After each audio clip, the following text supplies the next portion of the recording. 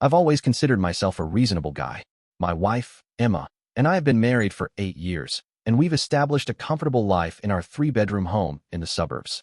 I work as a software engineer, and Emma is a high school art teacher. We don't have kids yet, but we've been talking about it.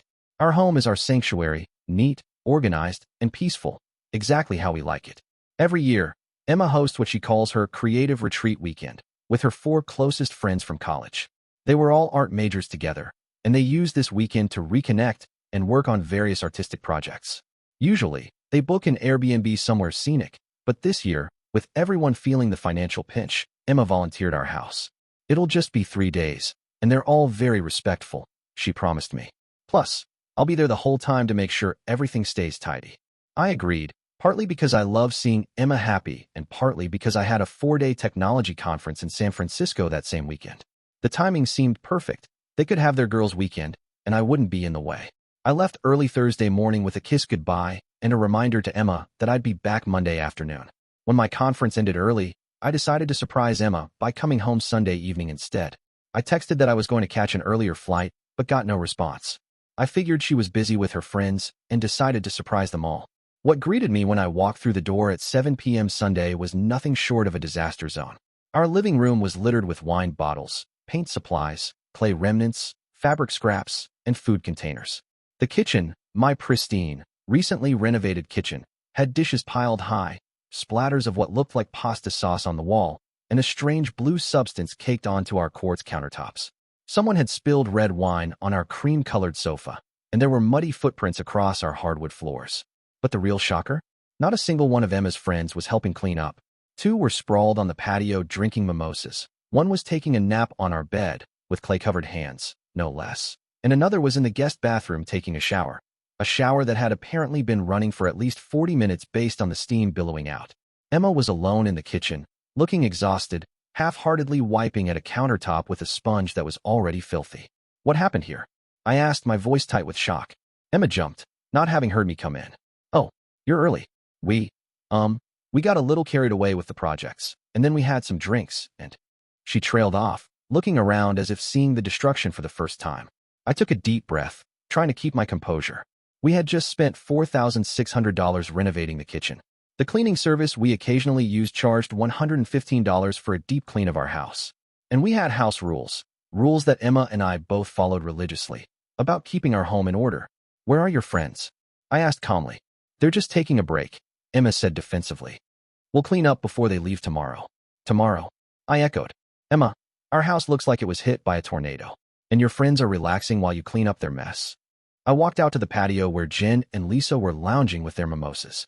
Hey, ladies, I said, trying to keep my tone light. Looks like you've all had a productive weekend. Oh, hey. Jen looked up, surprised. You're back early. Lisa raised her glass. Your house is amazing for creative work. All the space.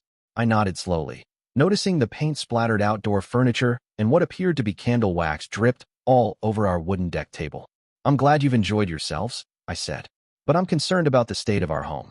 Lisa waved her hand dismissively. Emma said not to worry about it. We're leaving tomorrow afternoon. Something inside me snapped. Not in an aggressive way, but I suddenly had perfect clarity about what needed to happen. Actually, I said, I need to talk to everyone. Could you two come inside? I'll get the others. I found Megan still asleep on our bed, clay now smeared on our new duvet cover. I gently woke her up and asked her to join us in the living room. Then I knocked on the bathroom door where Rachel was still showering. Rachel? We're having a house meeting in 5. Please join us in the living room. Once everyone was assembled, looking various degrees of tipsy, tired, or confused, I stood before them. I want to start by saying I'm glad Emma has such close friends, and I've always supported your annual retreats, I began. But I'm frankly shocked at the condition of our home. Emma looked mortified. Honey, I told you we'll clean up. Emma has been cleaning by herself while you all relax, I continued. And even if all of you help tomorrow, I doubt this house would be restored to its proper condition without professional help. Jen rolled her eyes. We're not that messy. I gestured to the blue substance now permanently dried on our kitchen countertop, the wine stain on the sofa, and the various other damages visible from where we stood. Here's what's going to happen, I said calmly. You all have exactly 1 hour to clean this house to the condition you found it in, or each of you will pay $115 for a cleaning service before you leave. What? Rachel exclaimed. That's ridiculous. I don't carry that kind of cash, Lisa protested.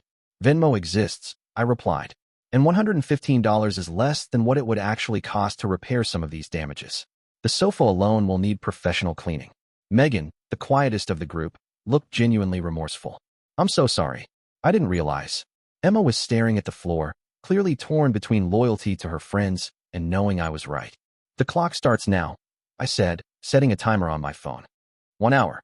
Clean house, or $115 each. Your choice. The tension in the room was thick. Emma's friends exchanged glances, a mix of indignation and embarrassment on their faces. I didn't back down. And in case you're wondering if I'm serious, I added, I already have the cleaning services number pulled up on my phone. They can be here at 8 a.m. tomorrow. With that, I walked to our bedroom to unpack my suitcase, leaving them to make their decision. Through the closed door, I could hear heated whispers erupting in the living room.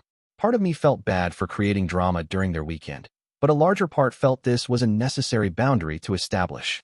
After about 10 minutes, I heard movement, the sound of cupboards opening, water running, the vacuum cleaner being dragged out of the closet. I smiled to myself and continued unpacking. 30 minutes later, curiosity got the better of me, and I ventured out to check on their progress. I was genuinely surprised by what I found. The living room was nearly restored, with all art supplies packed away and surfaces wiped down. Megan was on her hands and knees scrubbing the wine stain on the sofa with a specialized cleaner they must have found in our laundry room. Rachel was mopping the hardwood floors, carefully removing every muddy footprint. Jen and Lisa were tackling the kitchen together, one washing dishes while the other cleaned countertops. And Emma? She was directing the whole operation like a battlefield commander, pointing out missed spots and handing out fresh cleaning supplies. When she saw me, she gave a small, guilty smile. We're getting there, she said. But that blue stuff on the counter is acrylic paint that dried overnight. We're trying, but it might need professional help. I nodded, genuinely impressed by their effort. I appreciate you all taking this seriously. The timer went off exactly 1 hour after I had set it. The house wasn't perfect, but it was about 80% restored. The obvious garbage was gone, floors were clean, dishes washed, and most surfaces wiped down. The blue paint remained stubbornly adhered to the countertop, and the wine stain on the sofa had faded but was still visible. Emma's friends gathered in the living room, looking sweaty but somewhat proud of their accomplishment. So, Lisa asked, do we still owe $115 each? I looked around, considering. Here's what I propose. The house is much better, but there's still damage that needs professional attention. How about $50 each to cover the remaining issues? To my surprise, Megan immediately pulled out her phone. That's more than fair. I'm sending you $70 actually, because I'm the one who had clay on my hands when I fell asleep. I'm really sorry about the duvet. One by one, the others followed suit. Rachel even added extra, apologizing for using so much hot water and hogging the bathroom. By the end, they had voluntarily sent a total of $275, more than enough to cover the remaining cleaning needs. What happened next truly surprised me, though. Instead of resentment, their attitudes had completely shifted. They insisted on ordering dinner for all of us as an additional apology and spent the evening sharing stories about their weekend projects with genuine inclusion toward me. Lisa even confessed that her own husband would have completely lost it if he'd seen what they'd done to our house. After dinner, Emma pulled me aside. I should have set better boundaries from the start, she whispered. Thank you for handling it the way you did. The next morning, Emma's friends were up early, doing a final sweep of the house before departing. Each one hugged me goodbye with genuine warmth. Jen, the eye roller from the previous day, was the last to leave.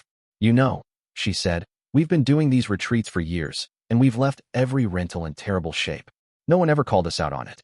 I think we needed that reality check. After they left, Emma and I used the money to hire a professional to remove the paint from the countertop and deep clean the sofa. The house returned to its pristine condition, but something else had changed too. Emma and I had a long talk about boundaries, respect for our shared space, and how to handle future visits. 6 months later, Emma hosted another creative day, just an afternoon this time, with the same friends. I came home to find the house spotless, with a thank you note signed by all 4 women and a gift card to our favorite restaurant.